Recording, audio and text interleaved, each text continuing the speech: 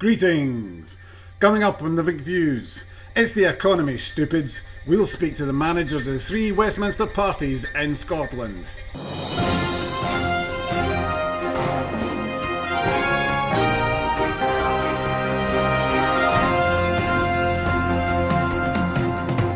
Hello and welcome to the McVews.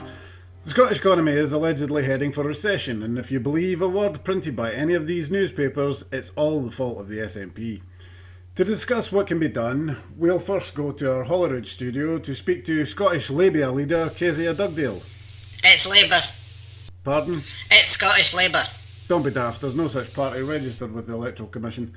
So tell me, what are your thoughts on these economic figures?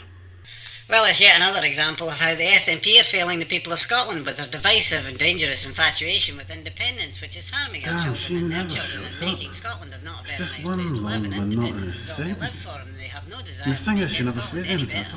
And it's Jesus, it's like she can breathe through her ears. Her girlfriend's a very lucky woman. And this is all that Nicola Sturgeon is about. Her entire political career has been about independence, and Scotland is suffering thanks to her fascination with something that the people of Scotland, 85% of the people of Scotland who voted overwhelmingly only just 2 years ago to reject in the millions and have no desire to revisit. Nobody wants this, and they are fed up hearing about independence.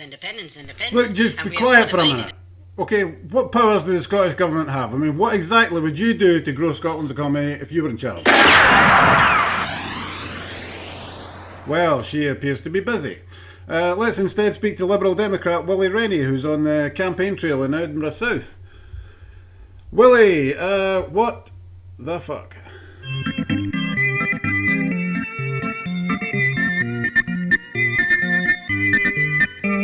Yeah, never mind. Okay, let's go back to our Holyrood studio where we should have Ruthie, Tank Commander. Well, hi there. If you don't mind, I won't do the accent. Eh? Aye, whatever. So, bullshit me some about Scotland's economy. Well, what these figures show is that the SNP has been asleep at the wheel for a decade, and their obsession with independence has driven Scotland's economy into the ground, and they need to give up this destructive and divisive quest and get on with the day job. Eh? That was weird. Actually, the figures I have from Westminster show Scotland has outperformed 6 out of 12 areas of the UK. They need to get on with the day job, you wee terrorist lover. What? Nothing? Huh. So what would the Tories do differently if they were running the economy in Holyrood? I'm sorry, what was that? I said, what would the Tories do differently if they were running the economy in Holyrood?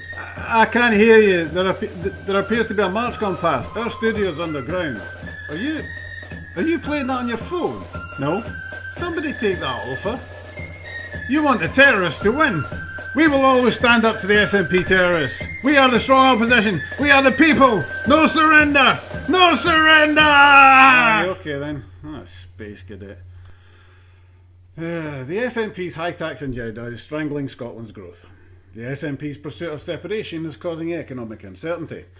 The SNP must use the powers it has to get Scotland's economy back on track. All crap. There is no evidence to back up the claim that Scotland is the highest tax part of the UK, and suggesting investors are put off by it are calling investors thick. Just goes to show you, though, that Tories are willing to peddle a lie that could hurt Scotland financially just to further the political agenda. Then we have this idea that a call for a referendum, which has been refused by Westminster, which they claim nobody wants and can't be won, is somehow causing growth to slow 6 months before it was called for. The last referendum didn't deter investment, so why should this one? But we dare not suggest it might be Brexit at fault. And finally, the Scottish Government do not have the monetary or fiscal powers necessary to majorly change Scotland's economy one way or the other.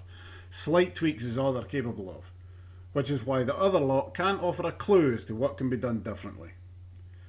The tax levelled at the SNP government these past couple of weeks are nothing more than campaign tactics used to influence the local council elections. Remember the Frenchgate memo just before the 2015 general election? Or the super secret Chinese investment deal before the Holyrood elections last year, which they torpedoed and are now blaming the SNP for losing. Once again, the SNP are looking at annihilating everybody else, so they are only too happy to make shit up just to sling it. Take this from Tory list MSP Miles Briggs. flat out lie. Edinburgh is a Labour-led council.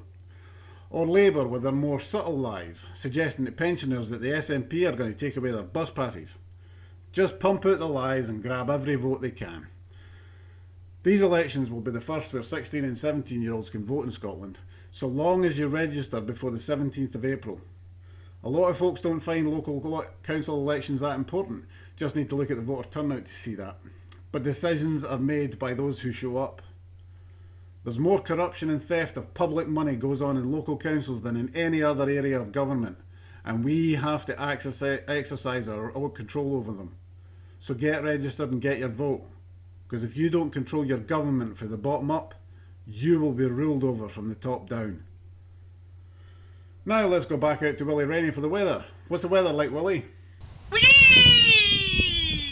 Thanks, Willie. That's all for now, so until next time, be stotin' to one another. Okay, nobody goes back into the Holyrood studio until it's fumigated, okay?